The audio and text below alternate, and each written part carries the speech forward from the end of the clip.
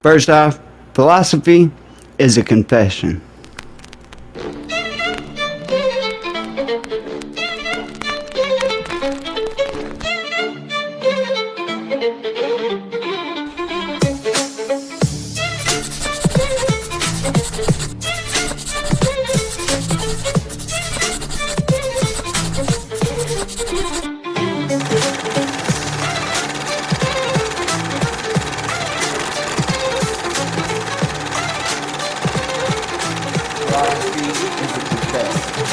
Don't love somebody that you don't like.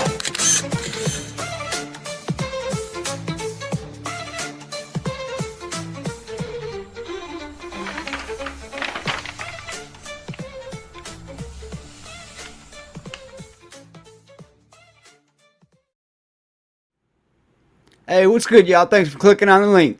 WTJKnowledgeDrops back with another reaction video. This is part 2 to a request that I got from a YouTube subscriber, but more on that in a second. If you're new, welcome. I hope you learned something and you have a little fun while doing it and decide to stick around by subscribing. If you do subscribe, remember to hit that bell so you stay in the loop and never miss a drop. If you're a returning viewer, I hope you are learning to love somebody that you don't like. You really need to, so you can love yourself properly more than anything. Anyways, part 2 of a lecture by Swami Sarvapriyananda. Swami Sarvapriyananda. Part 2 of a lecture titled Who Am I? If you haven't seen the first one, I'm going to magically make it appear right here. If you want to see that one first. If not, enjoy this part and you can pick up on the first part after this one. Alright. Good evening and namaskar. I'm back yet again for the What's up, Swami? concluding lecture on a portion of the Mandukya Upanishad. The subject is Who Am I? I was warned by some of the students that the audience might be very negligible because there is apparently a cricket match which is very attractive. But, surprise, we have a fairly large number here, and you are to be congratulated for turning up for something like Mandukya Upanishad and Mandukya Karika, choosing it over the cricket match and other methods of relaxation on this Sunday evening. I'll just quickly recapitulate what we have done, the position where we are in at present, before we go ahead. These are, what's in your hand, are the Karikas, the verses written by Gaudapada Acharya, explaining the 7th mantra. Yes, yesterday we studied the 7th mantra, and these are the Karikas explaining the 7th mantra, which we will study today with an aim of a deeper understanding of the 7th mantra, a deeper appreciation of the answer to the question, who am I? Remember, okay, one point here, just like yesterday, there are a number of typos here. Actually not typos, certain marks have not come on the paper, especially the bindi and the visarga, it has not come. I will tell you when we come to the karika how to correct it. Some spelling mistakes are there. Okay, where were we? The question we are facing is, who am I?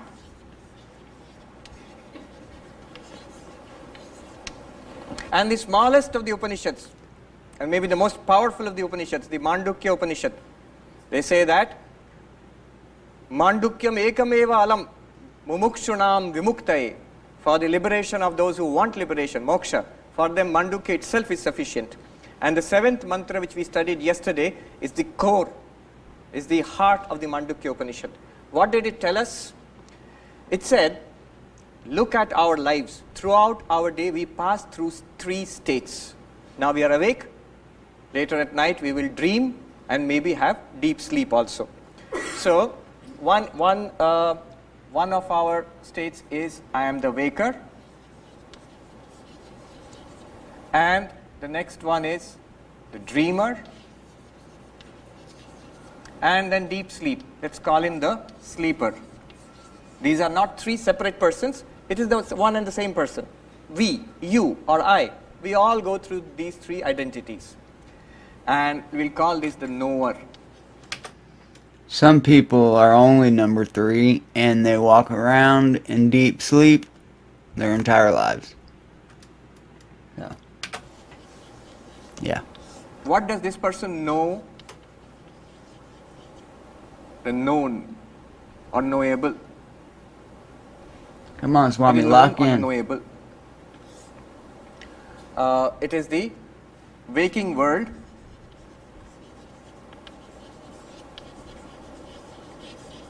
Waking world means not that the world is awake, it means the world we experience when we are awake. Then there is the dream world. The dreamer experiences the dream world, and the sleeper experiences deep sleep. We can call it the sleep blankness.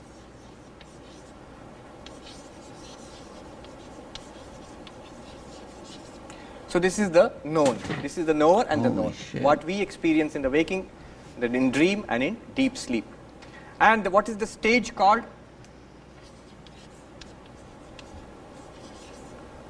This is the waking stage, dream stage or state. Better to call it the state.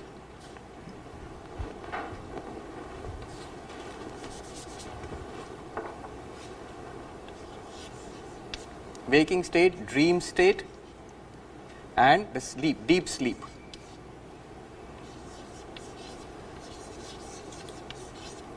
And what we learnt was, by an analysis of these experiences, all of us have these experiences, nothing very spiritual about it.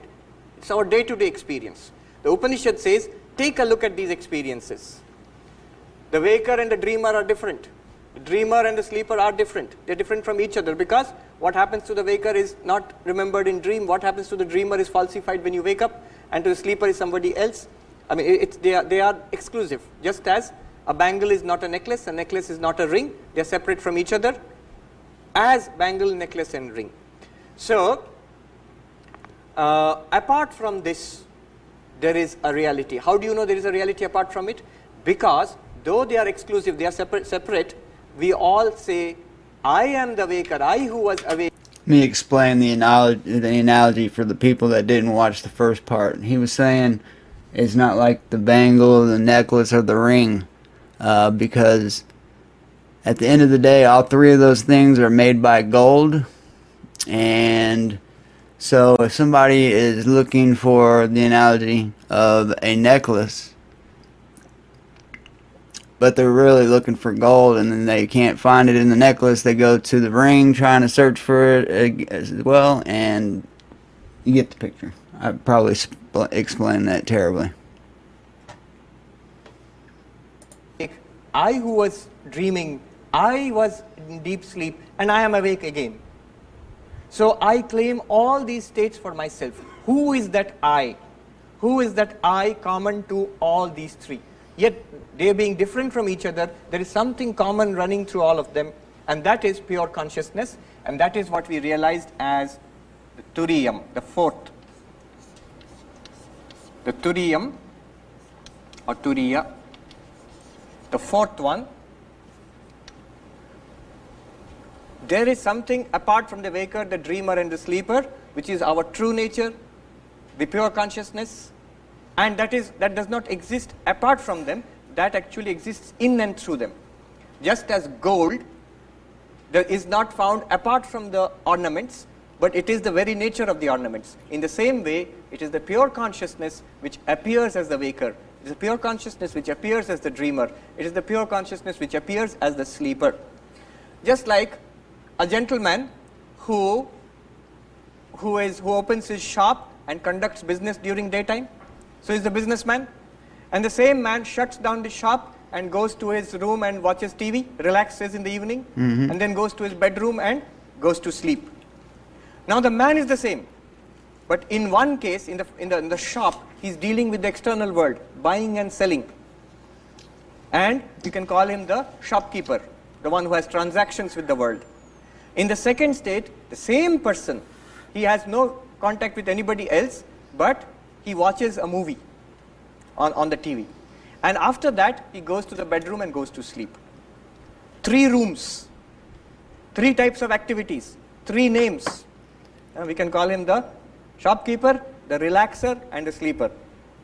and three rooms are there, 3 types of activities are there, and 3 names are there. But the person is one and the same. It is the same person. In the same way, it is the same consciousness dealing with the external world like a shopkeeper, buying and selling with the external world, with a body and mind, is called the waker. And when he goes to sleep, imagines a mental world, a world created from his own samskaras in the mind, and we call that same Turiya the dreamer. And then nothing, blankness in deep sleep. We call the same Turiya the sleeper. And again he comes back again in this form. Now what Gaudapada Acharya will do, he will explore this concept further and make it clear to us. Okay. And certain terms are introduced. These terms you must learn to understand these karikas. The terms are to be understood. Waker, he gives the name Vishwa. Waker is given the name Vishwa. Who is Vishwa? Who is this strange person? Nobody. You. Right now. All of us, what we are right now, Gaudapada Acharya calls Vishwa. Then the dreamer. Gaudapada Acharya gives the name Taijasa. These are the technical names are given. Vishwa, Taijasa. These are from the Upanishad itself. We have not gone through the mantras. The earlier mantras were there. In that the names have been given by the Upanishad. The one who is dreaming is called Taijasa. And there is a reason why such names are given. We will not go into that. When you are dreaming, you yourself, your name becomes Taijasa. When you are in deep sleep, the name given is Pragya. Pragya. Who are these strange people? You. You are Vishwa now.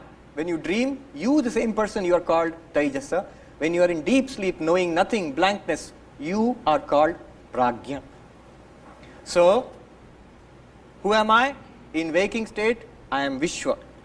In dream, I am Taijasa. In deep sleep, I, the same person, I am Pragya. And these are the things which we experience throughout the day. What the Upanishad tells you is, you are none of them. You are actually in reality, in yourself. You are Turiya. Turiya literally means the 4th, number 4. Not 1, not 2, not 3, but the 4th. It is the Turiya alone who appears as Vishwa. It is the Turiya alone who appears as Taijasa. It is the Turiya alone who appears as Pragya. Okay, these are the certain terms we must learn. And then the state itself is called Avastha. Avastha, state. And the waking state is called Jagrat. In Hindi, Hope y'all are writing these down. There's going to be a quiz at the end. also we call it Jagrat. I'm The joking. dream state is I called should be writing these Swapna. down. And deep sleep is called Sushupti. Sushupti. These are the names given. These are standard names in Vedanta, in Sanskrit also. Waking is called Jagrat, dream is called Swapna, and deep sleep is called Sushupti. And what do you see there? The known object, what you see in the Jagrat is called Jagrat Prapancha, this world. In dream, you see Swapna Prapancha, created by the mind. And in deep sleep, you don't call it Sushupti Prapancha, there is no Prapancha there, but the blankness, it's a potential state. These are the terms we need to know. Now we can go ahead. What he will tell us in these verses, let me sum up very quickly. Then it will make more sense.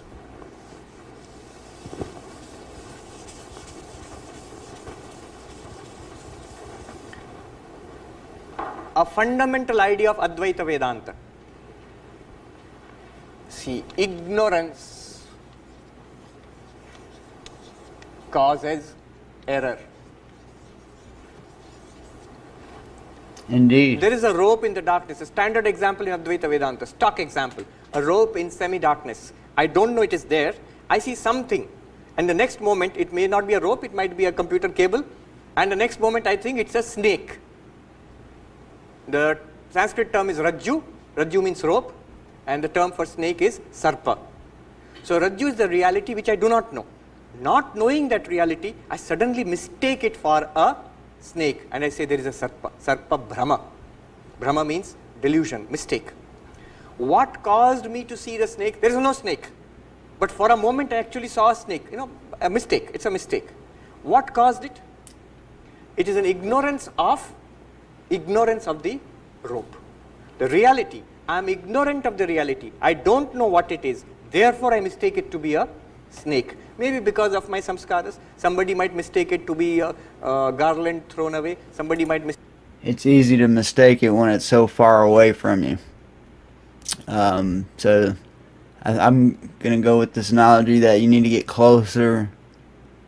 Before you judge, you need to get closer. Let's just leave it with that. I think that's where we're going here. Take it to be a crack on the earth. In Sanskrit they say sarpa, bhuchidra, mala. These are vikalpa. These are vikalpa. The various types of mistakes we might make. But the truth is that it is a snake. And it's a rope. And my ignorance of the rope caused me to see it as a snake. So ignorance of the reality causes me to make a mistake about the reality. This is a fundamental concept. Just as I am ignorant of the rope and I see a snake, similarly, the claim is you are ignorant about Turiya. And what do you see?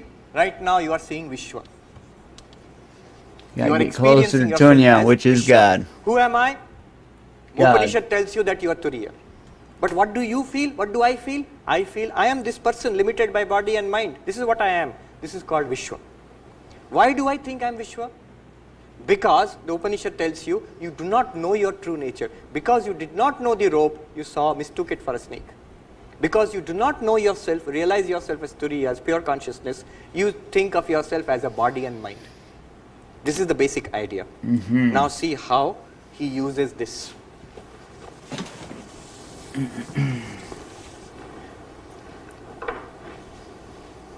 When we are awake, we are seeing this world, which is actually Turiya. The world is also Turiya, I am also Turiya. But I am seeing it as a limited knower called Vishwa, and I see the world as a Jagrat Prapancha. Are we all on the same page? Drop a comment if not. Drop a comment if you are. I need some engagement. So I have an ignorance here about my true nature, and I am making a mistake by seeing this Turiya itself as Vishwa and as Jagrat. Okay, now let me go through this. First Vishwa, second Taijasa, third Pragya, and the fourth, the reality itself, is Turiya. What happens in Vishwa, in the waking state right now, according to the Upanishad, is we are ignorant of our true nature, and we think we are this body and mind, this Vishwa, and we see this as a world distinct from ourselves. So we have an ignorance about our true nature, and we are making a mistake. What is actually one undivided reality called Turiyam, or Brahman, or whatever you call it. Humans are so stupid. Too smart for our own good. We see it as a multifarious divided world. What is actually Advaitam, we see it as a Dvaita world. I am separate from you. These are separate, discrete, independent entities. That's what we experience the world as.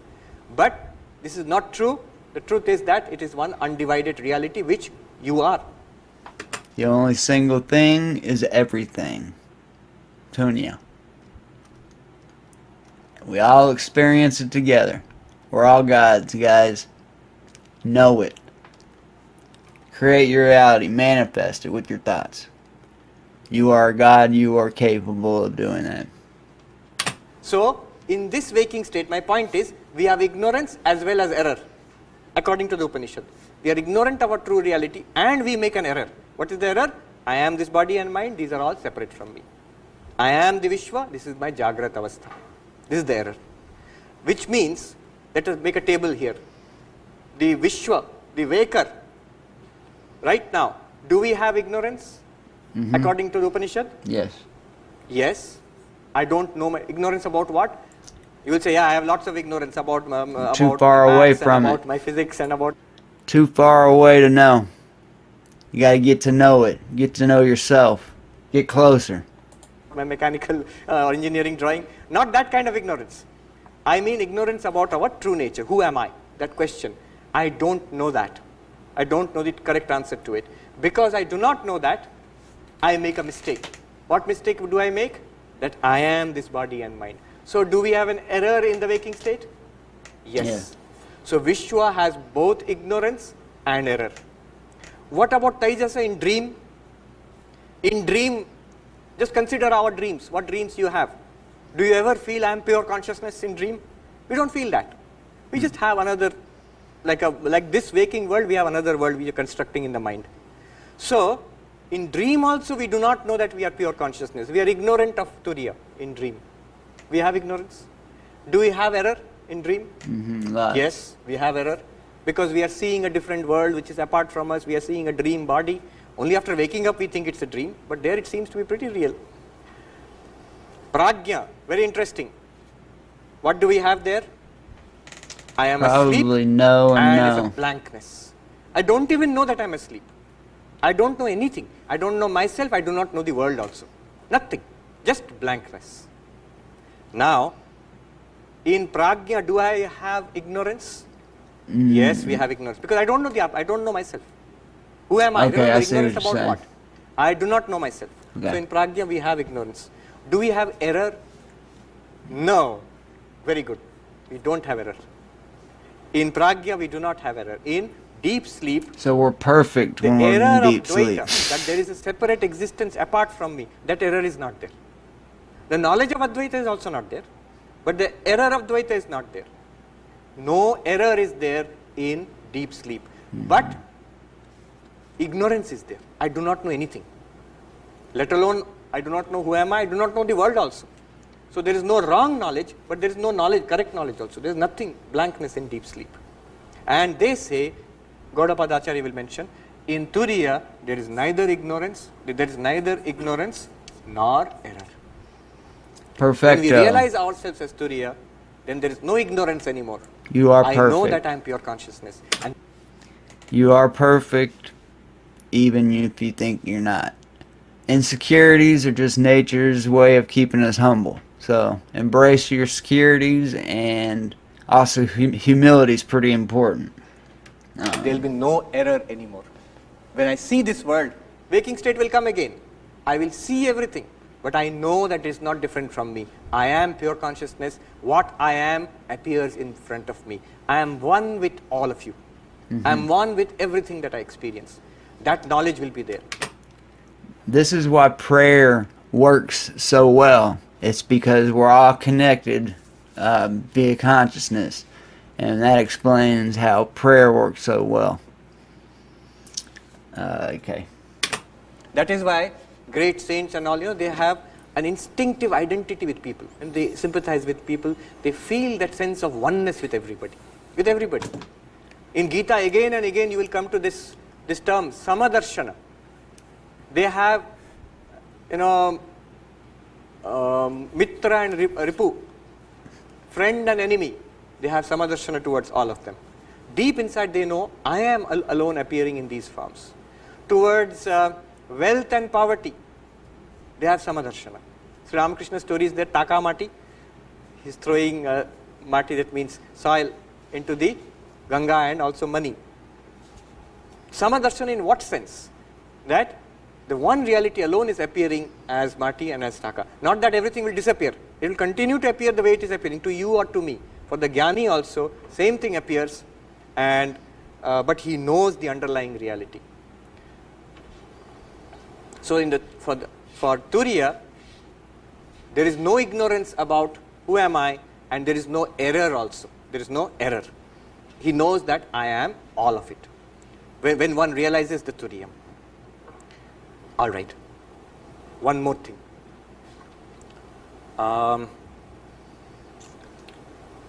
Lock in, Swami. Lock in, bro. Some more terms. Let me I'm bring just before kidding. you, then we will go on to the verses and we will be able to understand very clearly. There are certain terms which Gaudapada Acharya uses for ignorance and error. The terms he uses, I'll just write it out for you. Ignorance, he calls it agrahanam.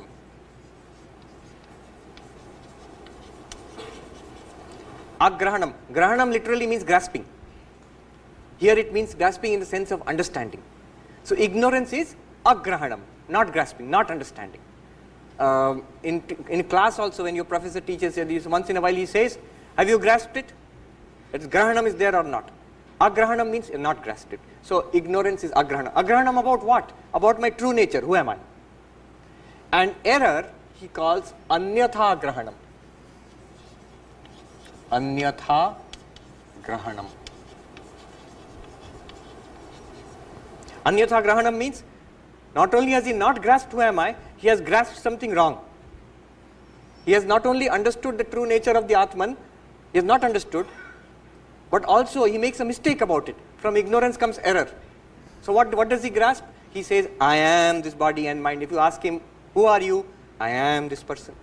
It is anyatha grahanam. Anyatha means otherwise. So there is wise and otherwise. He is otherwise grahanam. He has understood something wrongly. So in the class some students may not understand at all. I don't get what he is saying. And some students may say, I get it. But when you ask them, he's got it completely wrong. So that's anyatha grahanam. That's an error. And that comes from agrahanam, from ignorance. Another term Gaudapada Acharya will use is karanam.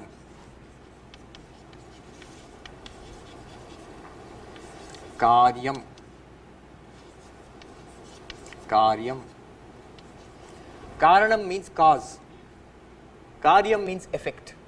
Cause, effect. Ignorance is the cause. And Yes. Error is the effect. I don't know the rope, that is the cause. Cause of what? Seeing a snake. How do you know it is the cause? The moment you know the rope, that it is a rope, immediately what happens? The effect also goes away. You no longer say it's a snake. You say it's a rope. Okay. So karanam is ignorance. Ignorance is karanam, and the error will be karyam. Another thing, another term he uses, Gaudapada Acharya will see, is bijam. You can understand. Bijam means seed. So ignorance is the seed. And what is the effect? The sprout, the plant, he does not use the word ankura, we can just add it. He means this. Ankura means a sprout, seedling. So what comes from ignorance? The seedling of error. What comes from our not knowing the pure consciousness? The seedling which is samsara. It's not even a seedling, it's a huge vatavriksha, the samsara we have got. A huge banyan tree. So many problems, 1001 problems. All of it has come from the small seed. Ignorance. Ignorance of what? I don't know this. I don't know who am I. Okay. And Very the good. fourth term he uses is quite shocking. He says nidra. And error he calls swapna. Nidra means sleep. And swapna means dream. Gaudapada Acharya says, not knowing the true nature is sleep. You are asleep. And the error you make, that I am this body and mind, I am this limited individual, these are my friends, these are my enemies, this is my goal in life, this is my failure, happiness, sadness, I have to do this, I cannot, So not literal sleep. Sleep to the true meaning of who you really are. have not done this. All this enormous samsara net which we have got in front of us, that error, he calls it a dream. Remember, the interesting thing is, in that case, both our waking and our dream, both of them Gaudapada Acharya would call dream. Our dreaming is error, and that Gaudapada Acharya calls a dream. Our waking is also error because we don't know the true nature. In that case, Gaudapada Acharya also says that one is also a dream. In fact, this is a source, where Advaitins is supposed to say that your life is like a dream, swapnavat. It comes from this. Gaudapada Acharya says, both your dream it's also a dream, and the waking which you have got, that's also a dream. That's also a dream. There's a beautiful story about the Buddha. After getting his realization, he was walking towards Rajagriha, I think. And where he gave the first sermon, I think Sarnath, towards Sarnath. And the story is, a shepherd boy saw him and he was so amazed by the appearance of the Buddha. He asked him, "What are you?" Houston Smith, in his introduction to Buddhism, he writes, many people have been asked, "Who are you?" Very few in the history of mankind have been asked, "What are you?" What are you? Are you a Devata, a god? Buddha said, no. Are you an angel, a Devadut or something like that? Buddha says, no. Are you a human being? Buddha says, no. Then what are you? Buddha says, I am Buddha, the awakened. I am Buddha, the awakened. Meaning thereby, we are not awake. We are in the sleep of ignorance, making the dream of error. We are in the sleep of ignorance. We do not know who we are. And we are dreaming all sorts of dreams. That we are these individual bodies and minds. We are born, we are happy, we are sad, we are struggling, and we'll soon die, and it's all over. All the time, we are the consciousness illumining this entire drama, which is going on in front of this consciousness. So this is... Nobody's immune, by the way. We're all barely keeping our head above water. So, if you're struggling, you're preaching to the choir. These are the terms Gaudapada Acharya uses. Agrahanam, anyatha grahanam. Not knowing, knowing wrongly. Karanam, the cause, ignorance. Karyam, the effect, error. Bijam, the seed, ignorance. Ankura, he does not say, we are adding. Nidra, sleep of ignorance. Swapna, the dream of error. And now we will go into the Karika, and then you can see we can easily follow with this background. Number 10. These are the Karikas written by Gaudapada Acharya explaining the 7th mantra of the Upanishad, Mandukya Upanishad, expanding on that mantra, clarifying the meanings. First, number 10. I'll read it out and I'll tell you the meaning in brief. Nivritte sarva dukkhanam ishana prabhuravyaya advaita sarva bhavanam devasturyo vibhusmritaha. Sing it, bro. There, you know, sarva bhav. Sang it, sang it, sang it. Music is everything. It's better medicine than a lot of the medication you're taking right now. Music. It will heal you. Sing to us, Swami. Bhavanam. That dot you should add. That's missing there.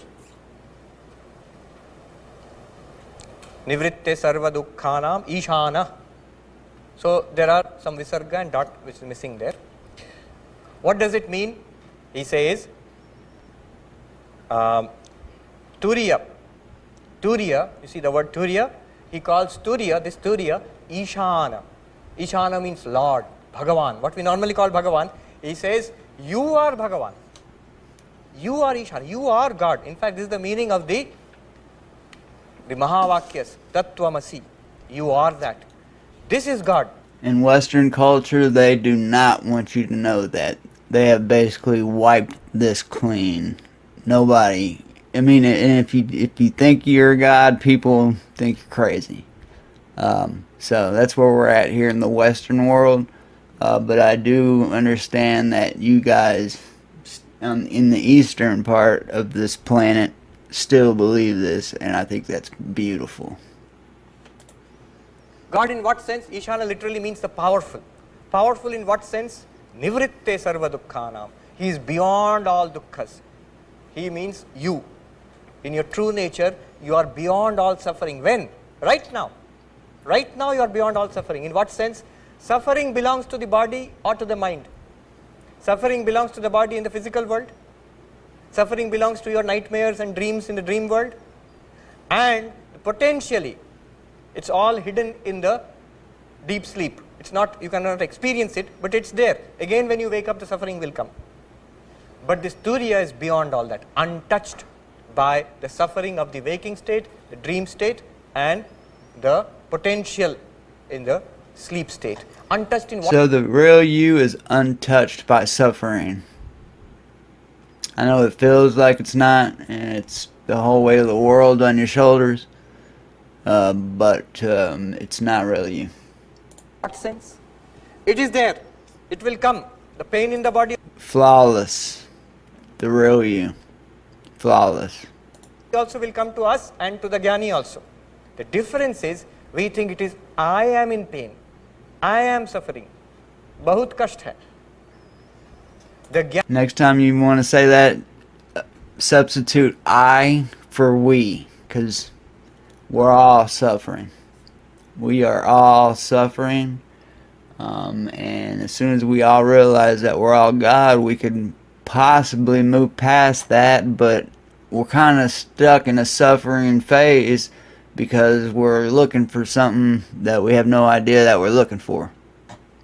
Jnani feels, I am the sakshi of this pain. The pain is there in the body. Mind also cognizes it is pain. And I am the sakshi. I am not affected by the pain. He's not using willpower there. I have no pain, I have no pain. Pinch him and then ouch. Not like that. He knows I have no pain. It's just like the light falling on this. You know, if the same sunlight falls on the ditch, falls on the Ganga, falls on the Himalayas, it is not polluted by the ditch, it is not purified by the Ganga also. It illumines your consciousness. You illumine the suffering of the waking world. You illumine the nightmare of the dream world. You illumine the blankness of the deep sleep. You know, some people say in deep sleep there is no consciousness. Why are you saying the consciousness is illumining the blankness? I'll tell you an interesting story. In Institute of Culture, Ramakrishna Mission Institute of Culture, Gold Park in Kolkata, about 10 years back there was a conference on consciousness studies. So there was this neuroscientist, philosophers. I love consciousness studies. I made a video on consciousness as well. I'm going to make it magically appear here if you want to watch it afterwards. I'm going to put the link in the description as well. It's an iceberg of consciousness. I get deep into plant consciousness and all that good stuff. Finally, in one session, a philosopher, Indian philosopher, he asked a neuroscientist who had come from UK. He said, Doctor, according to neuroscience, in sleep or you know, in deep sleep. And apparently if you want to understand it, consciousness, the last thing you want to be is a neuroscientist, because we're pretty positive it doesn't originate from inside of our heads. But science would say it does. For example, in this deep sleep, is there consciousness or not? And the neuroscientist said, no, in deep sleep there is no consciousness. According to our definition of consciousness, there is no consciousness in deep sleep. And this philosopher replied, this is the difference between Indian philosophy and modern neuroscience, because according to Indian philosophy, in deep sleep there is only consciousness. In neuroscience, there is no consciousness in deep sleep. From the point of view of Advaita Vedanta, there is only consciousness in deep sleep. What does it mean? It means this. Imagine there's a vehicle, it's a very good example, climbing a hill, a car, and there are the headlights of the car with beams, and in the headlight of the car in the dark you can see insects flying past. If you have ever had that experience, you will know raindrops are falling, you can see in the headlight of the car, and you can see the beams of the car headlight. As you come to the peak of the hill, there's nothing in front, the lights shine out. Suppose the sky is very clear, moonless night, sky is very clear, the lights shine out to infinity. There is nothing, because the atmosphere is clear, the beams will not be defined. I mean, you will not be able to see the beams of light. Nothing comes in front also, because just empty space ahead. It will seem as if the light beams are not there, because there is nothing to reflect the light. But the light is there or not? Of course it's there. The powerful headlights are on, the beams are shining out to infinity, but there's nothing in front to reflect it. So the light is there. Here's a fun fact. There are multiple levels of infinity. It's not just one. There are multiple dimensions. Nothing to reflect the light, so you do not see the light itself. In deep sleep, what happens is, Turiya is there. Pure consciousness is there. But there is no thought, no body, nothing is there which is illumined by that pure consciousness. Physical things are not there. Thoughts and feelings and emotions are not there. Nothing is there in deep sleep. Nothing to bounce off of, hence why we can't see it. You gotta have light bounce off something for us to see it. That's how sight works. Therefore, the pure consciousness does not reflect anything. You have no experience. Anubhava comes when there is a thing which is illumined by consciousness. Then Anubhava comes. In deep sleep, it is not there. Yeah. I just wanted to comment on the scientists. What scientists say, I think it's very logical because they are not postulating they are not assuming the existence of the fourth state. They are not. And what you are saying is also just giving the examples. Yeah. We are not establishing that there is a fourth state. Yeah. I'll come to that. And science only, assumes whether it is connected by some experience. They don't sort of imagine unless there is a good reason. Absolutely. They don't speculate. Now, this is a very interesting thing. I'll come to that. The scientist takes the reductionist approach, says that consciousness is generated by the brain under certain circumstances. Only the old cat is asking how and why. And I feel him. I wish I would have asked that way sooner in my life. Now, it's all I ask. How and why. You ain't gonna pull anything over my head. How and why. That's funny that it's the old cat that's asking and none of the kids give a shit. That's how it works. And we have the experience of consciousness, and they study it objectively. So he will say there is no consciousness because first of all the patient or the person does not report any consciousness, nor do we see the brain activities normally linked with consciousness. If you do fMRI, you will not see that. Therefore we say there is no consciousness. That is the objective view of the scientist. Now what they are saying is, you take a subjective view. What is subjective view? Take a look at your own experience. If you say that there is a brain generating consciousness, what these Advaitins will say, If you're hardcore into science, I suggest going to the spirituality realm a little bit, and vice versa. If you're more of a religious, spiritual person, I suggest embracing science a little bit. It is based off facts. In order for something to be proven correct, the same result needs to be produced by 100 different people before we can call it a fact in science. So I suggest you kind of lean that way just a little bit. You always want to blend opposites anyways. that all that is also within consciousness. That you are seeing a brain and you are making an fMRI study and that is giving certain patterns which you say is linked to consciousness, all that is illumined by your own consciousness. They are saying that. And not only that, it's not that they do not establish this. They say it has to be self-established by you. They are showing you a technique. What they are doing is, the waking, dream and deep sleep states are non-controversial. They are just repeating, the term is anuvada. They repeat what is our day-to-day experience. They are repeating it to you. Now one step further they go, they say, So when we're dead, the consciousness is still there, but there's nothing for the light to bounce off of, so there's no reality. But the conscious, you're still a part of the collective. You're going to go back into the ground. If you get buried, you're going to get back to the earth. If you get burned, you're going to get back to the universe and float up probably to like a black hole or something. see the features of these three states. From this, something comes out interesting. The waker, dreamer and the deep sleep, they are exclusive in a certain way because the experiences are unique to each. The waker's experiences are forgotten in the dream state because nobody who dreams will at that time will not think that I am sleeping under a mosquito net there. Otherwise they cannot dream.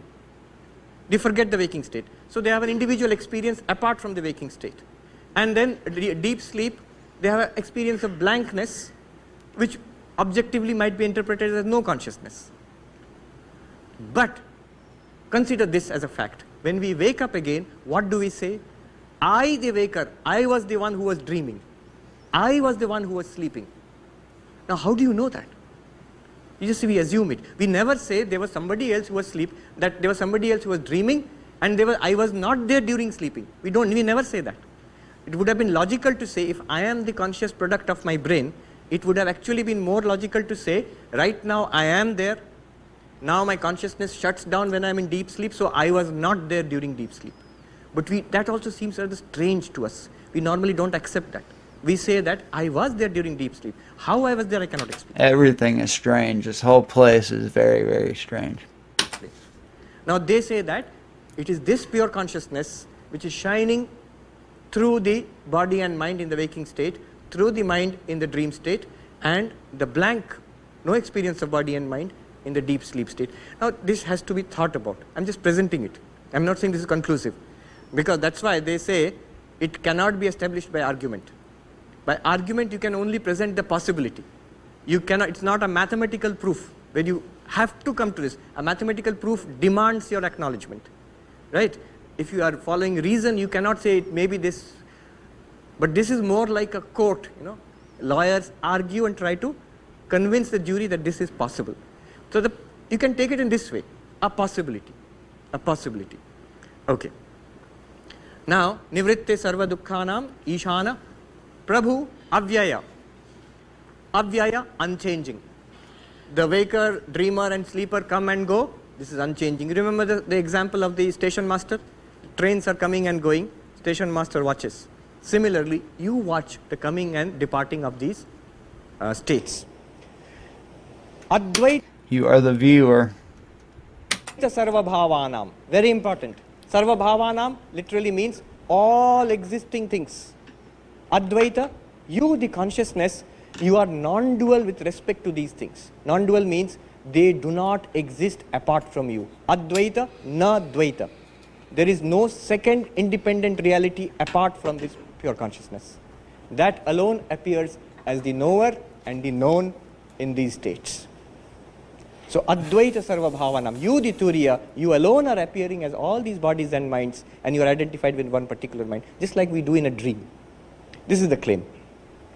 Next, in 11 to 14 to 15, 11 to 15, what Gaudapada Acharya will do, he will compare and contrast Vishwa, Taijasa, Pragya and Turiya to establish, to show you that it is possible that you are independent of these states. There is something within you which is independent of these states. He will compare and contrast. Now using these terms, so get ready, keep these in mind, you will easily understand what he does. 11. Karya karana baddhautau ishyete vishvataijaso. Sing it, bruh. Pragya karana baddhastu dvautau turyena siddhyate. Like Psalms. Dvautau turyena siddhyata. What does it mean? Vishwa and Taijasa are associated with Karya and Karana. I think Psalms are meant to be sung. I could be wrong. I haven't studied the Christian religion much. Only very, very little. Same as this, the Hindu as well. You see, very Karya little. Karana Baddhautau. Very little of a Vishwa lot. and Taijasa, the waker and the dreamer, are associated with Karana and Karya. Karanam, ignorance. Karya, error. Too far away. Vishwa has ignorance, does not know that he is Atma, this Turiya, and he has an error. He thinks that I am the body and mind experiencing this. So there is error here, and there is ignorance also. That is the cause. So cause and effect are both there for the Vishwa. Even in the dream state, Karya Karana. It's just a rope, guys. Don't be scared of the snake. It's just a rope. Educate yourself a little bit more in the situations, and you will be able to see that it's a rope and not a snake that you're terrified of, and there's nothing to be afraid of at all. It's not a snake. It's a rope, guys. The error is there and ignorance is there. Do you follow this? What we called error and ignorance? Yes, sir. Ignorance is karanam, cause, and its effect is error. That is there in the waking state and in the dream state. Pragya karana baddhastu. Do you remember that table which we made? The deep sleep, the pragya, the one who is the deep sleeper, he is associated with ignorance only. There is no error. It's just like if a rope is in complete darkness, you don't see the rope. If you don't see the rope, you will not mistake it to be a snake also. It's only when you partially see the rope, you will make an error about it and say it's a snake. Similarly, the deep sleep, in deep sleep, there is ignorance. It does not know that I am Atma, or I am Turiyam. But there is no error. He does not think that I am body and mind going through so many troubles. In deep sleep, there is no dukkha also. Very interesting. In deep sleep, there is no dukkha also. There are some interesting characteristics of deep sleep. The worst patient who is suffering with great pain, with maybe cancer or something, about to die, when that patient in the ICU is in deep sleep, does not have any problem at all. From his point of view. Of course, body is dying. But from his experience, phenomenologically speaking, he does not experience anything, and none of the dukkha also. That's one interesting characteristic. The second characteristic is, my experience and your experience just now are different. You are experiencing in one way, I'm experiencing another way. I can confirm that. I almost died. I was in an induced coma for about a month, and I would have had no idea if I would have died. So I didn't remember any of it at all. Kind of just felt like a dream, honestly. So there you have it. I'll shut up. In our dreams also, your dreams are different, my dreams are different. But your deep sleep and my deep sleep are exactly the same.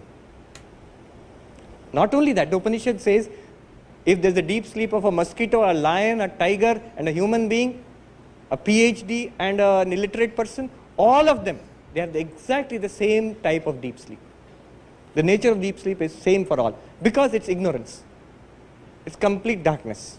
There is no speciality, no differentiation there. Yeah. It's like in a sense of experience, we don't experience anything. We don't experience anything. It's blankness. But they are saying, that's very interesting. The common way of thinking is we don't experience anything. But they are saying, do you not experience the lack of experience? So this can be applied to being asleep from the truth as well. So if you want to put it into that analogy, not just physical sleeping, but also asleep to the fact that we are in fact Tonya. I think that's probably where he's getting at more than physical sleep. Where you are just awake, shut up, Wes. Otherwise, what is the common experience when we have, after we get up? I slept like a log of wood. I did not know anything. Sukham aham aswapsam, na kinchid avedisham. I did not know anything. Now, you would not say that. The correct feeling would be, I was dreaming, now I am awake. I feel fresh. In between, I did not know anything. What does this statement mean? And there are many arguments on this. Some say that you infer it after you see the clock. Okay, 6 hours have passed, so I must have slept deeply. But it's not an inference, it's a direct experience. That's what they're pointing to. It's a very subtle thing, but what these Advaitins are telling you, you please consider that. Try to see it from their point of view. You will at least see something mysterious happening there. An experience, illumination of a blankness. It's two questions, just I'll come back to one gentleman there. Yes.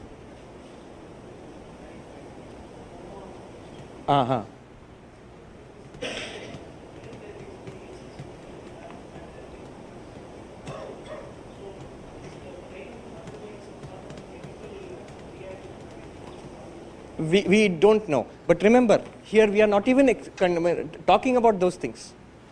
That is at an objective level. You see a physical body and a brain going through so many changes, and you ask what the patient is reporting and try to come to a conclusion. Here, there is a subjective approach. What are you experiencing? And they are saying, if you experience anything as a separate reality, it is error. And that is because of you do not know yourself as Turiya. That's all they are saying. What about near-death experiences? What about coma? Those things are to be worked out, no problem. What they would say is, near-death experience or coma, those are all illumined by Turiyam. You are the consciousness there. Only thing is, here you don't think in deep sleep. There is no thought that I am sleeping. Thought again starts when you wake up.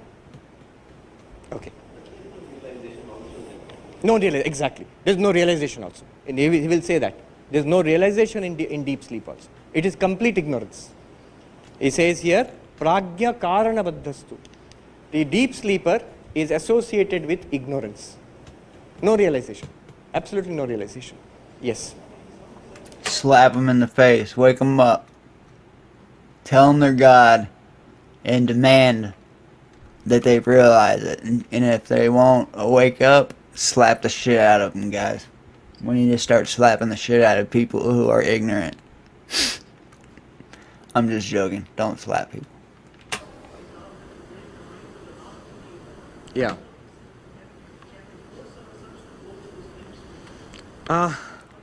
Okay, I'll tell you one thing. What the Zen techniques, all of them, they try to do in all the schools. They try for an enlightenment called Satori.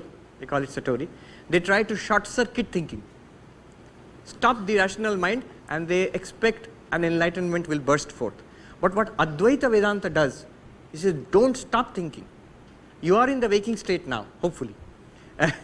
In this waking state, you reflect upon, do vichara upon, reason upon your experiences of dream and reason upon your experiences of deep sleep. Waking, dream and deep sleep, just now, in the waking state, think about it, what has happened. To realize this, you don't have to go into deep sleep. In fact, you should not go into deep sleep, otherwise you cannot realize.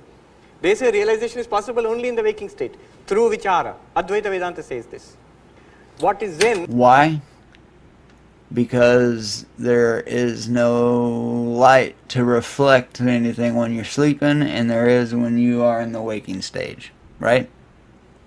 Quiz Closer at to the that end. would be Patanjali Yoga, where they try to attain samadhi by suppressing the modifications of the mind. But Advaita Vedanta says they do not agree. They say without any thought, if you want to exist, deep sleep is exactly without any thought.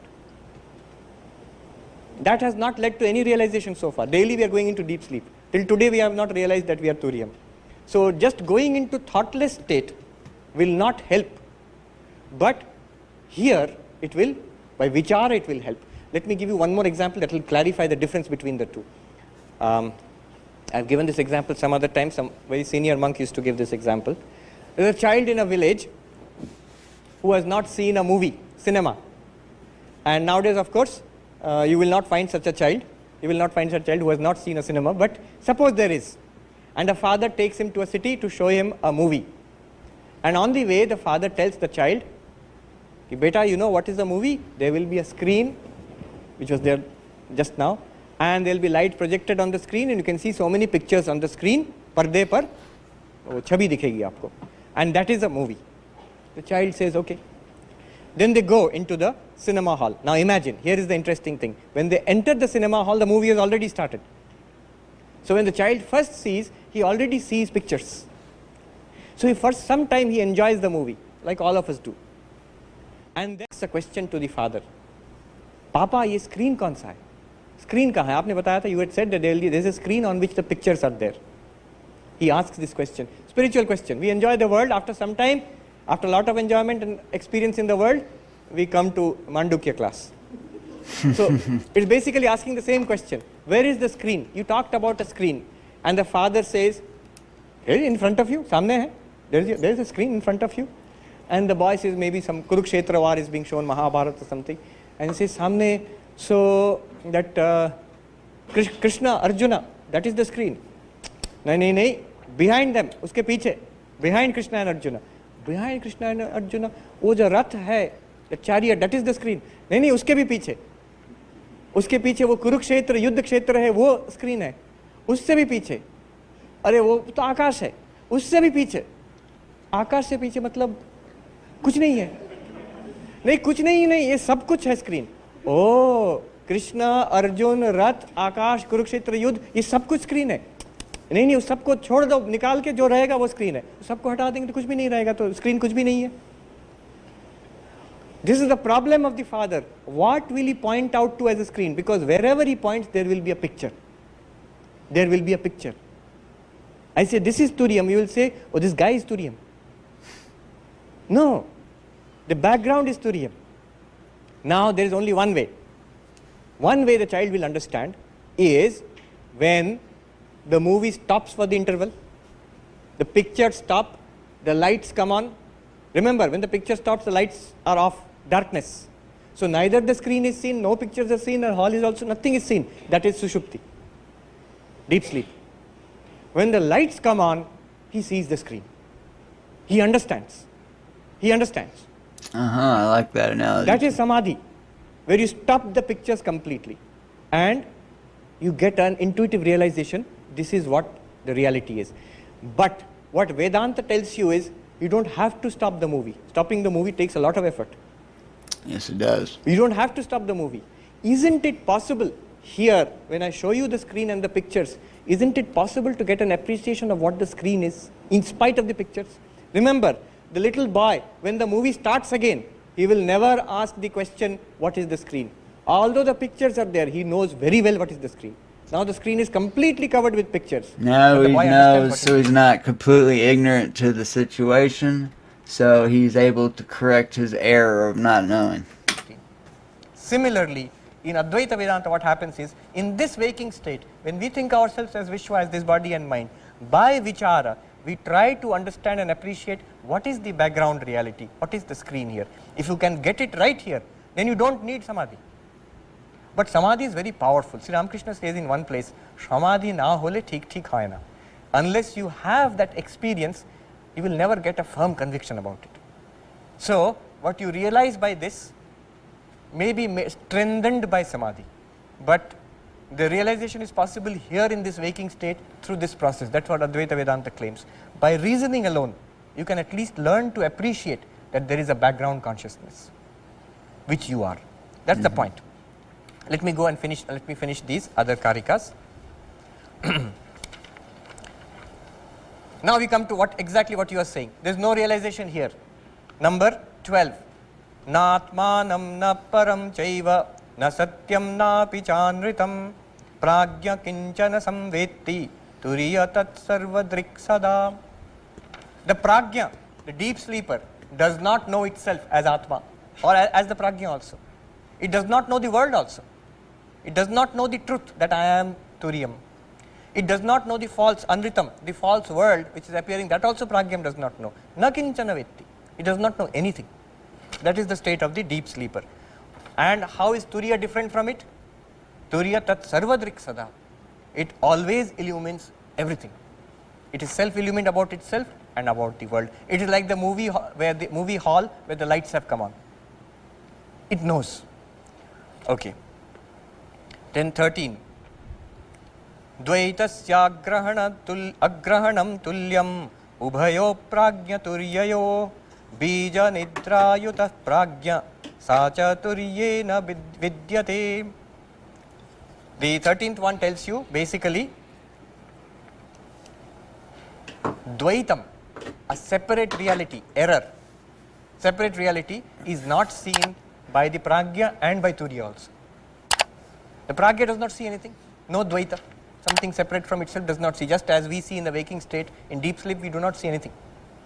Turiyam also does not see anything separate from itself. But the pragya is associated with nidra, with this one, ignorance, blankness, whereas Turiya does not have that blankness. This is the difference between pragya and Turiya. Pragya also does not see Dvaita, Turiya also does not see Dvaita. But pragya is covered in darkness, whereas the Turiya illumines everything. It sees everything as itself. Swapna nidra yuto adyau pragyas pragyah tu aswapna pragyas tu swapna nidraya aswapna nidraya na nidra naiva cha swapna turiye pashyanti nishchita. Those who understand this philosophy, nishchita, those who have realized this, what do they say? Adyato Vishwa and Taijasa. This is number 14. Vishwa and Taijasa, they have swapna and nidra. They have ignorance and error. And pragya has only nidra. Aswapna nidra has sleep without dream. That means ignorance without error. And na nidra naiva cha swapna turiye pashyanti nishchita. The Turiyam has neither sleep nor dream. Sleep means ignorance and dream means error. Same point, it's being repeated. I know we can't have ignorance without error, but I wonder if we can have error without ignorance. I think we can. I think that's called perspective. Maybe you got the wrong angle on the situation that you looked at, so you have a different perspective, and that would cause error without ignorance. Then number 15. Anyatha grinhata swapno Nidra tattvam ajanata viparyase tayokshine turiya padamashnute. Anyatha grinhata swapna. What is swapna? What is dream? Anyatha grahanam. Wrong understanding, mistake. Seeing a rope as snake, anyatha grahanam, that is a dream. I do not know the reality, I see an error. I see a dream world. Anyatha grinhata swapna. And what is nidra? Nidra does not mean snoring at night. Here nidra means tattvam ajanata, does not know the reality. Ignorant. Nidra means ignorance and swapna means mistake. Viparyase tayokshine. When ignorance goes away, how do you remove these? How do you remove these? How do you remove the problem of the false snake? You see the snake, the rope is seen as a snake, mistaken as a snake. How do You gotta get closer to it. you remove that snake? Clap, drive away, chase it with a stick. It will not go. It will go only when you see the rope as a rope. You see the snake that it is actually a rope. When you see the tattvam, realize the tattvam, the error also goes away. So what you have to do is remove the ignorance. How will the ignorance be removed? By knowledge. Ignorance is removed by knowledge. When ignorance goes, viparyase tayokshine, when the ignorance in these two states is reduced, is removed. How is it removed? By knowledge. Then what happens? You realize yourself as Turiyam. And what about the error? When ignorance goes, error will also go. When you realize the rope as rope, the snake will automatically go away. Actually, there is no snake which will go away. It's just an error. Then number 16. Sing it, Swami. Question always arises. Then how did this ignorance start? After you talk about Advaita in any class, anywhere, somebody will ask the question, okay, we are in ignorance, but how did it start? So here is look at the answer. Gaudapada Probably knows from a that female. 1200 years ago he has written this karika. I'm kidding. Anadi It's a joke. mayaya supto yada jiva prabudhyate ajam anidram aswapnam advaitam buddhyate tada. So there is advaitam, it should be. This jiva, we the individual, who I'm thinking of myself as Vishwa, the waker, one in ignorance. Anadi mayaya supta. Asleep in ignorance due to maya. Since when?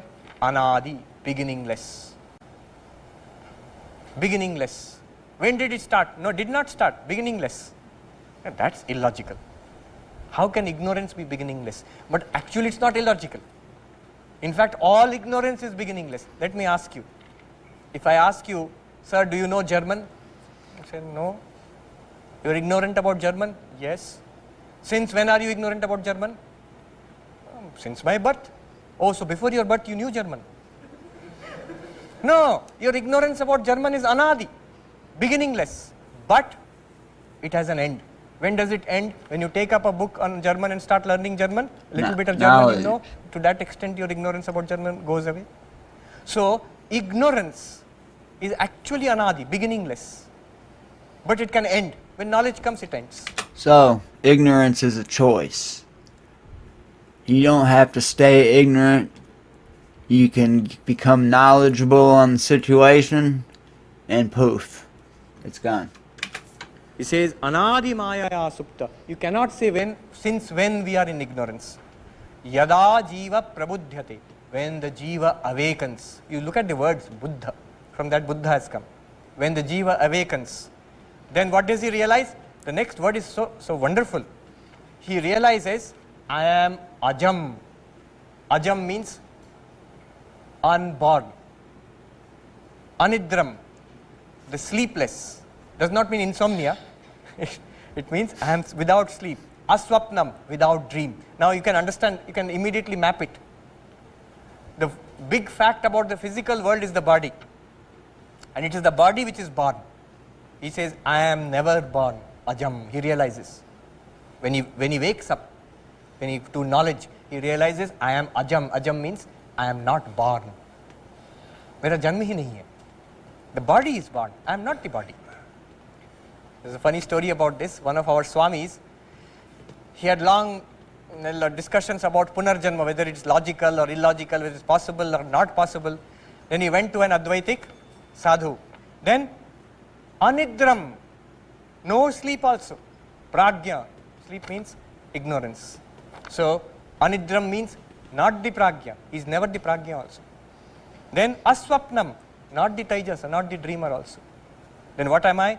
Apart from them, yes, and at the same time advaitam. Advaitam means non-dual. There is no waker, dreamer or sleeper apart from me.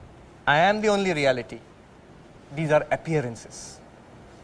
It is not that there is a shopkeeper and there is a person watching the TV and there is a sleeper in the bedroom, 3 persons are there and there is one more real person. There is only one person who appears as the shopkeeper and the person watching a TV and sleeping in his bedroom. Only one person. And that is the Turiam. You are the Turiam.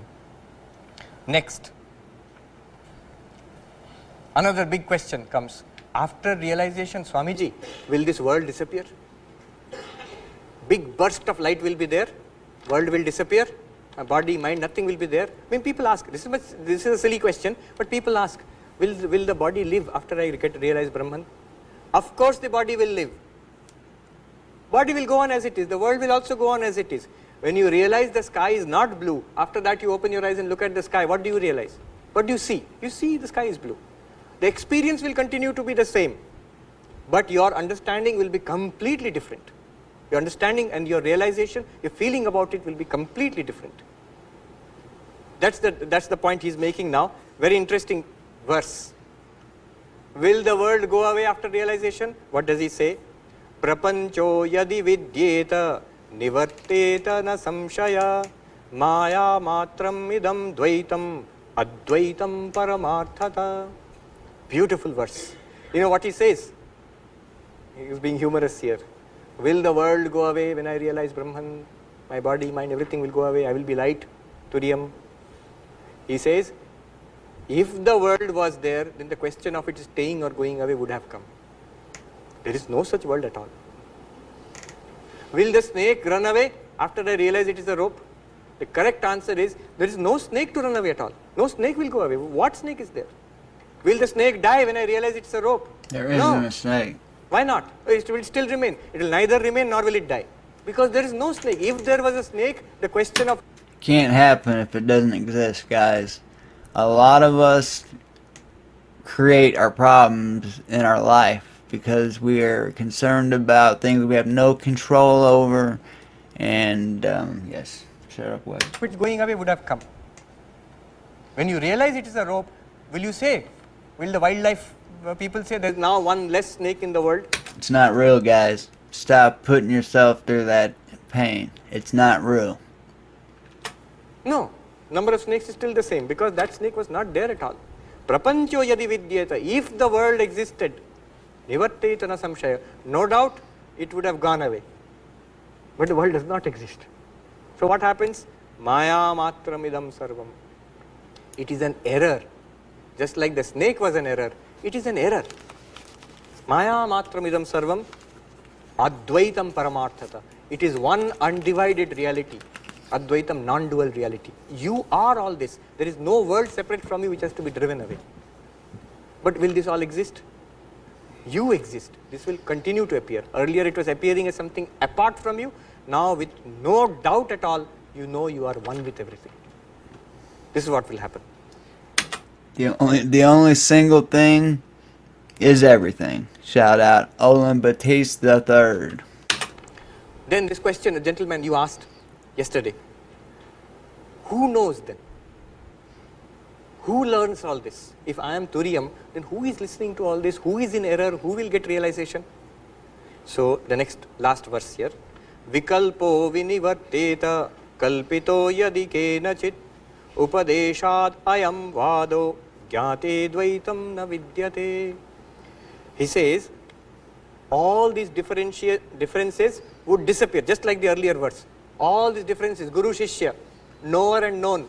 I am the Ajnani who has realized now Turiyam. These differences would disappear if these differences were there to begin with. He says, Upadeshad ayam vada. All these distinctions have been set forth by the Upanishad for purposes of instruction. Because we feel it this way, Upanishad says, okay, you are Shishya, here is the Guru, here is Mandukya, read it, get realization. After that what happens? Today in the verse we saw Nirvana Shatakam. Na gurur na shishyam, na mata na janma na bandhur na mitram, na gurur na shishyam, chidananda rupaha shivoham shivam. Oneness comes then.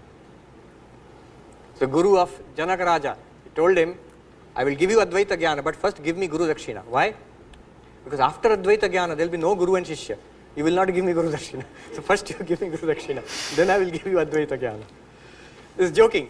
But the point is, these distinctions, they will continue to appear, but you know in reality there is no separate knower and known, no separate Guru and Shishya. To give a even deeper analysis, your question is not wrong. If you see this philosophy, that question is a fundamental question then. Who is the knower in this case? In the 13th chapter of Bhagavad Gita, in the Shankara Bhashya, there, after a long discussion, the Purva Paksha asks this question. Who realizes this? Who gets mukti? Turyam is the only reality. Turyam is ever free. So who gets mukti? Who realizes this truth? And Shankaracharya gives a very interesting answer. He says, why are you asking? Why are you asking? Then the answer is that the question was, who is in ignorance, who gets knowledge? That's the question. Shankaracharya says, why are you asking? Because I don't know, I want to know. If you don't know, you are in ignorance. Yeah, then you are in ignorance. Then who am I? Yes, come to this. Who am I? I'm explaining this to you. It seems paradoxical. And in fact, this is the mark that there is something wrong here. Not in the philosophy. It is Maya. And this is a sign of error, that if you logically probe it, at one place you will come to fault lines. In fact, all these philosophers, Nagarjuna for example, even Shankaracharya also, you examine the world logically, you will come to endless logical inconsistencies. They are known by Kant, they can't call them antinomies of reason. You push it, even the question of, an example, small example I'll give. Relation, father and son, Guru Shishya, knower and known, A and B. The relation always presupposes two terms, A and B, Guru and Shishya, suppose, father and son, or knower and known. Okay? Relation between two terms. So here is A, one term, B is another term, R is the relation between them. Okay? Now, when this is posed, Shankaracharya raises the question, is this real? Yes. This is real? Yes. Is the relation real? Yes. In some sense, relation also is real. Mm-hmm. Then if these are two terms, then what is the relation between them? What is the relation between A and R? What is the relation between R and B? Tonya. You will again have to posit one more relation here. Isn't it? Mm-hmm. If this is one entity, these are two entities, there is a relation between them. Then what is the relation between this entity and the relation itself? You have to posit one more relation here. Same problem will come here. And you end up with a regression. With a regression, regresses ad infinitum. It's a kind of logical inconsistency. So this can be argued about, but what they are saying is, this is a sign that there is some kind of problem with our view of the world. There's some inconsistency you come up. When you probe deeply enough, you come up with inconsistencies. One side is ignorant to the fact, and the other side isn't. That's my guess. Western philosophers also, Bradley, the book Appearance and Reality, Kant also, they all come up with this. And in our ancient times, Shankaracharya, Nagarjuna, the Buddhist, Shunyavadi, Sri Harsha, the great Advaitin, they all come up with these ideas that if you probe deeply enough, it turns out to be very inconsistent. There are deep inconsistencies in the world. And that shows that we do not understand something fundamental about the world. In any theory in science also, if you come up with several inconsistencies. And ignorance leads to error. That is correct. Read a book, guys. Learn something. It's the only way that you're going to correct your errors. Knowledge. Fundamental inconsistencies. It means something more fundamental is there to be discovered.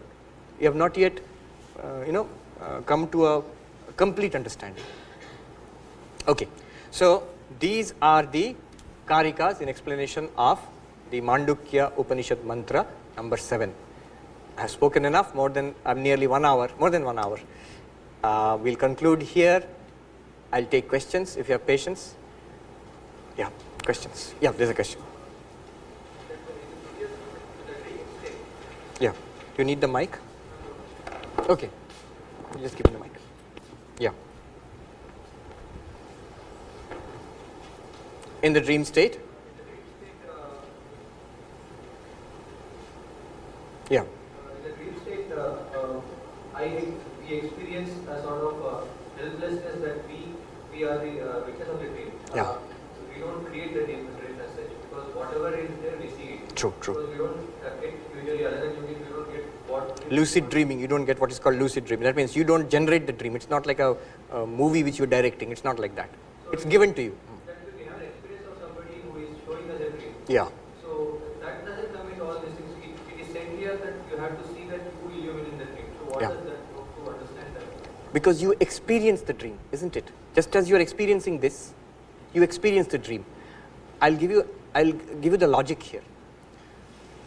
Instead of looking at the things experienced, look at the experiencer. Instead of looking at that side, look at this side of the equation.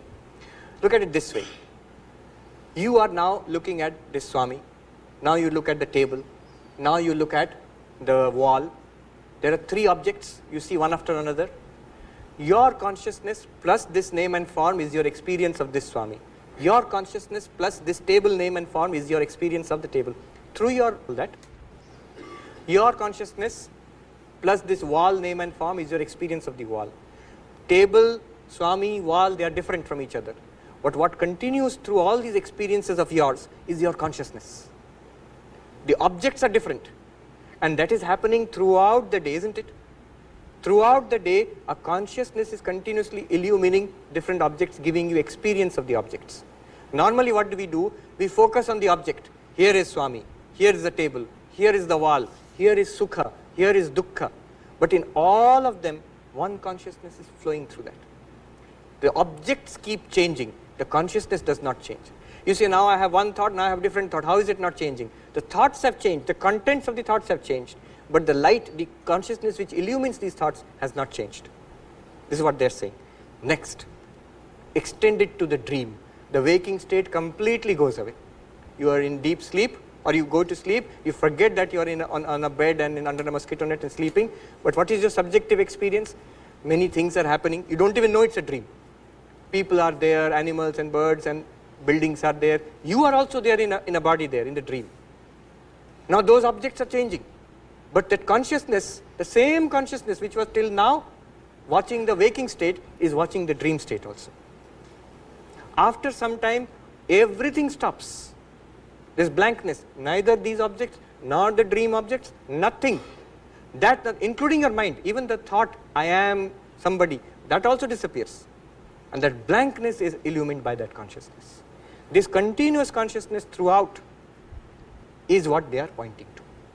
That is illumining all experiences.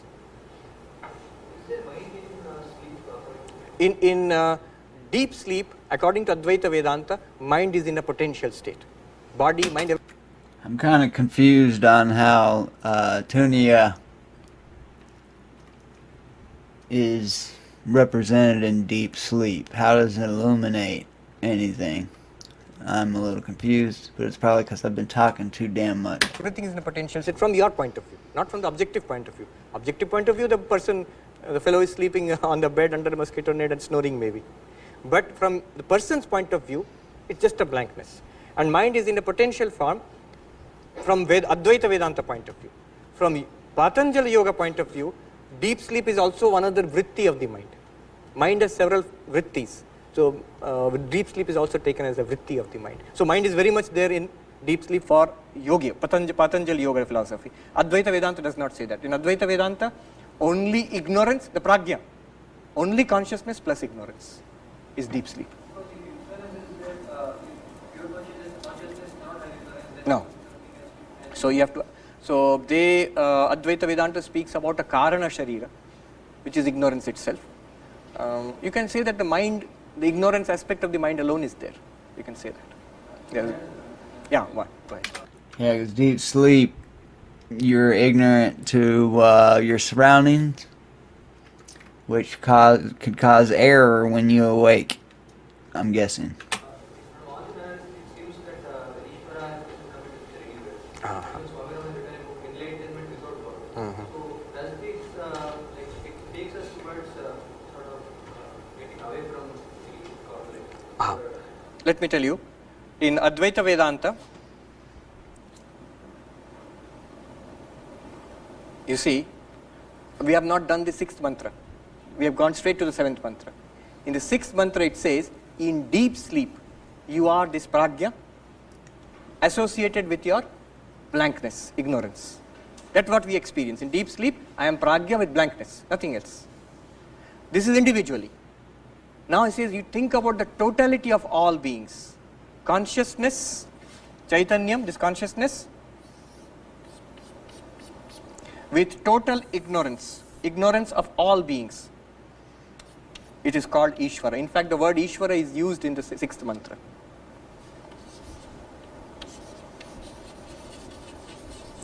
What is this? This is the Turiam. Plus, this is Maya. A big ass wall of ignorance. That's what it feels like a lot of the time, doesn't it? The consciousness with the power of Maya is called Ishvara. Consciousness with the power of Maya is called Ishvara in Vedanta. Pure consciousness without the power of Maya, without reference to it, if you see pure consciousness, here Ishvara and you are one and the same. Ishvara is called Tat, you are called Tvam, so Tat Tvamasi.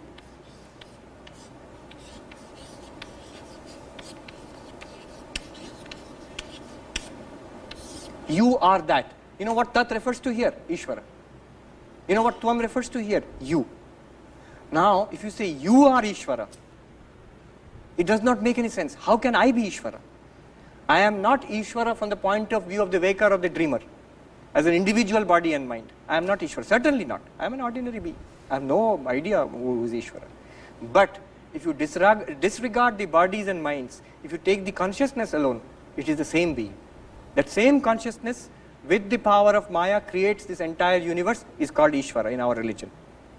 The same consciousness, if you take the individual Karana Sharira and individual Sukshma Sharira, is called one Jiva. If you disregard these are called Upadhis. If you disregard these Upadhis, take the consciousness itself, you and Ishvara are Abheda, one and the same. This is the meaning of Tattvamasi, you are that. This is the meaning of the Mahavakya and the Upanishads. Tattvamasi, you are that. Aham Brahmasmi. Aham Brahmasmi in what sense? Aham, I the individual, Brahman, Saguna Brahman, there is a whole technique he knows, Lakshana is taken and it comes to the pure consciousness. This pure consciousness is the essence of God, is the essence of you. One Sufi poet put it very beautifully. Advaita Vedanta, but the Sufi poet says from an Islamic point of view, such a wonderful thing he says. He says, when I searched for Allah, I found only myself. When I searched for myself, who am I found Allah. Oh, I like that. I'm going to start using it as of right now. So beautifully it is stated. Let me go When back. I searched for who am I found Allah in the Upanishads. Tattvamasi, you are that. Aham Brahmasmi. Aham Brahmasmi in what sense? Aham, I the individual, Brahman, Saguna Brahman, there is a whole technique he knows, Lakshana is taken. Went back and too far. Sorry, it guys. comes to the pure consciousness. This pure consciousness is the essence of God, is the essence of you. One Sufi poet put it very beautifully. All right, here we go. Sorry. Advaita Vedanta, but the Sufi poet says from an Islamic point of view, such a wonderful thing he says. He says, when I searched for Allah, I found only myself. When I searched for myself, who am I found Allah. So beautifully it is stated.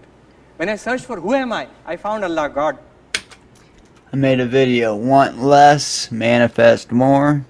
I found a secret law of manifestation that has revolves around desire. The more you want something to happen, the less likely it is. I think that's what we're getting here. When I searched for God, I found no God, I found myself. Both ways it's leading to this thing, Turiya. Any other question? Yeah. I was looking for God and I found myself. How about that? I like that.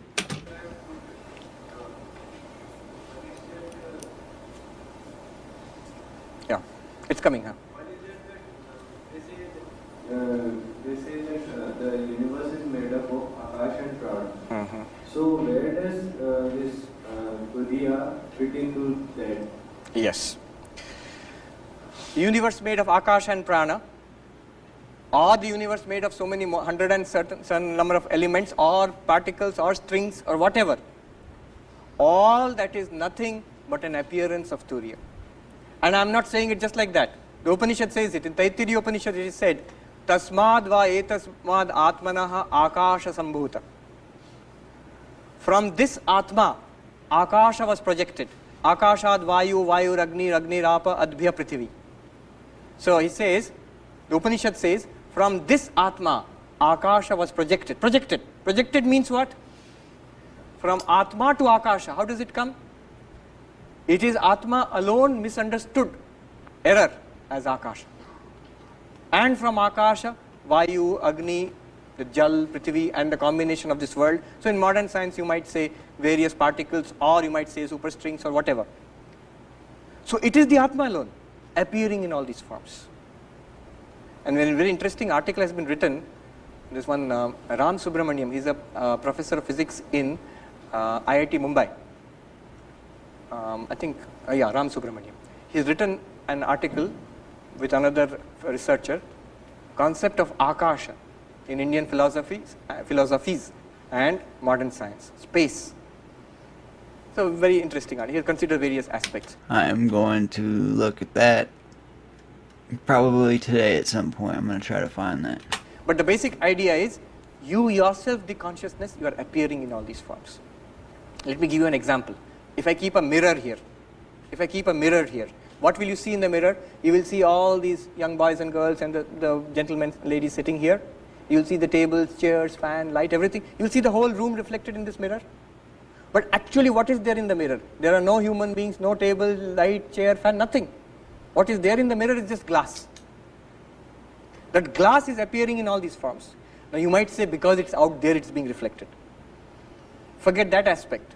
Just take the glass. Or you take the computer monitor. Inside that you can see so many things. Whatever you want, you can see in there. But actually, what is there? There is no cars, roads, people, stars and planets. Nothing is there in that. It's just glass. It's just a monitor, TV screen. Similarly, in pure consciousness, all this is projected. Swami Vivekananda puts it very poetically. It's a song of the sannyasin. He says, one alone exists.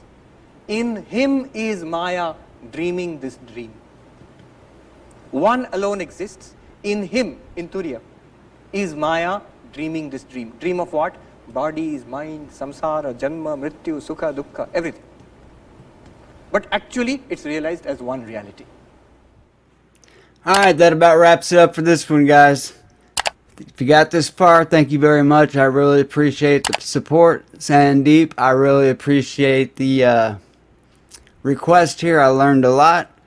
Let's see if I can recap part 2 here. I would say that ignorance causes error in every aspect of existence, and the only way to correct that error is to become more knowledgeable on the situation. How do you become more knowledgeable on the situation?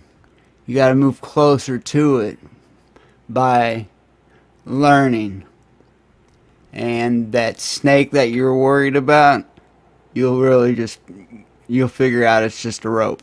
So you move closer to the truth by studying, by knowledge. That'll correct your ignorance, which in fact will correct your error. You are everything and nothing. We are all one. Every single thing is everything. And who are you? You are God. You can manifest anything that you want in your life. So be careful with those thoughts. Especially when you're alone. That's when they're the most potent. Alright, thanks again. I love you guys. Go love somebody that you don't like. You don't have to like them, but you gotta love them. Go love somebody you don't like. I'll see y'all next time. If you have something that you want to see me react to, drop it in the comments, and I will do that.